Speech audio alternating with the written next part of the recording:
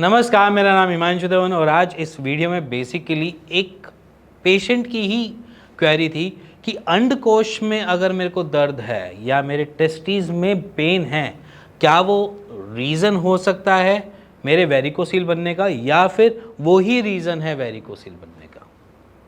तो सबसे पहले चीज़ समझो कि अंडकोश में जो दर्द हो रहा है वो एक इन्फ्लेमेशन की वजह से है, सूजन आने की वजह से है। सूजन अगर वहाँ पर आ रही है, आपको टेस्टिस का साइज़ थोड़ा सा बड़ा लग रहा है या फिर आपको ऐसा लग रहा है कि वो जगह थोड़ी सी बढ़ चुकी है या मोटी हो रही है, तो समझ लेना कि वहाँ पर इन्फ्लेमेशन आ रही है। इन्फ्लेमेशन आ रही है या जिसे कहेंगे स्वेलिंग आ रही है, वो आपको दर्द दे रही है। सूजन दर्द के साथ जुड़ी हुई है, एक चीज़ समझना, सूजन जो है वो दर्द के साथ जुड़ी हुई है। अब ये सूजन के पीछे रीज़न क्या है उसको हम अलग तरीके से देखते हैं। देखो, कारण उसमें इन्फेक्शन भी हो सकता है, आपकी एपिडाइमल लेयर के ऊपर भी सूजन आ सकती है। इसके साथ साथ आपको ऑर्काइटिस, स्पर्मेटोसील, वेरिकोसील कुछ भी मिल सकता है। बट इसमें ये ज़रूरी कहने का नहीं होता कि ये दर्द सिर्फ और सिर्फ वेरिकोसील का है। पहली चीज़, जैसे मैंने बोला था कि पेशेंट पूछ रहा है कि ये दर्द क्या वेरिकोसील का है, तो यहाँ पर मैं आपको वही चीज़ बता रहा हूँ, उसका आंसर दे रहा हूँ कि वो दर्द ज़रूरी नहीं है कि आपके वेरिकोसील का ही हो। वेरिकोसील का दर्द जो होता है वो आपका अलग तरीके से होता है, और वेरिकोसील का दर्द जो होता है वो रेडिएटिंग पेन होता है, सिर्फ अंडकोश में दर्द नहीं होगा।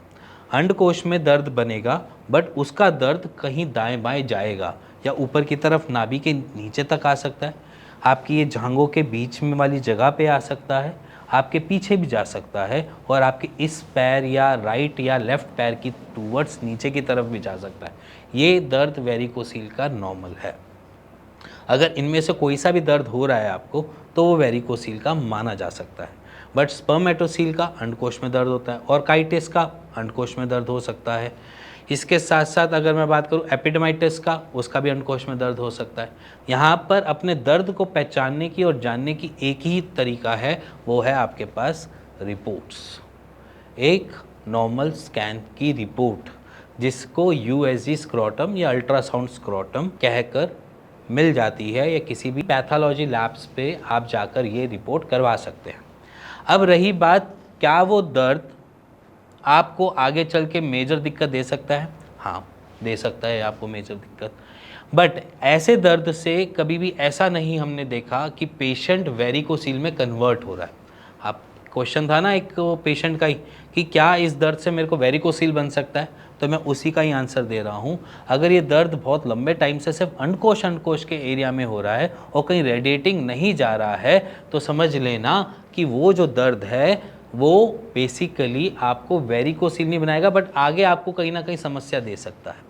अब वो कैसे दे सकता है कि मे बी शायद आपकी स्पर्मेटोसील हुआ, स्पर्मेटोसील जहाँ पर स्पर्मेटिकोट के अंदर सूजन आना। स्पर्मेटिकोट कहाँ होती है? जो हमारे स्पर्म को कैरी करती है, जो हमारे स्पर्म को लेके जाती है। अगर उसके अंदर सूजन आ रही है तो वो ब्लॉक कर सकती है और आपको नील शुक्राणु की रिपोर्ट दिखा सकती है। और अंडकोश का वाला जो दर्द है वो बेसिकली इन्फेक्शन से भी हो सकता है, यूटीआई से भी हो सकता है, अलग अलग दिक्कतों से भी हो सकता है।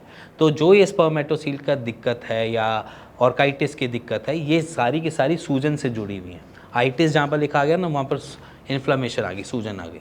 तो इसीलिए मैं कह रहा हूँ कि अगर आपको दर्द है और वो वेरिकोसील तब तक नहीं बन सकता जब तक वो आपको दिखा ना रहा हो कुछ ऐसे सिम्टम, जो रेडिएटिंग हो रहा है सिर्फ वो ही दर्द आपको बता सकता है कि वो वेरिकोसील का। तो सिंपली अगर आपके अंडकोश में दर्द हो रहा है तो एक सिंपल सी पास के ही डॉक्टर से एक बारी कंसल्ट ज़रूर करें और उसकी जांच ज़रूर करवाएं, जिससे आपको क्लियर हो जाए कि एक्चुअली मेरे साथ प्रॉब्लम क्या है।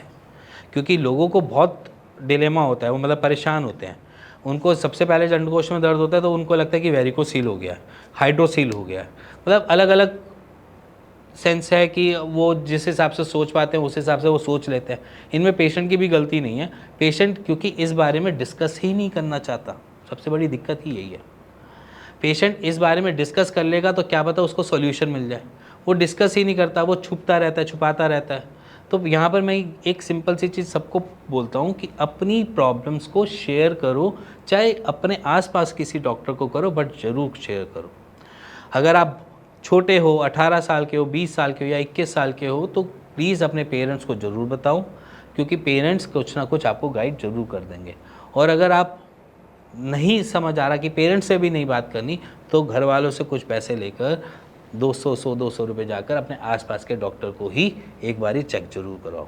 अगर आपको कुछ समझ नहीं आ रहा, तो आप नीचे दिए हुए नंबर पे अपने सिम्टम्स को हमारी डॉक्टर हेल्थ की टीम के साथ शेयर कर सकते हैं और उसका एक राइट सॉल्यूशन ले सकते हैं कि आपको रिपोर्ट करवानी है या नहीं करवानी, या सिम्टोमेटिकली ट्रीटमेंट हो सकता है या नहीं हो सकता।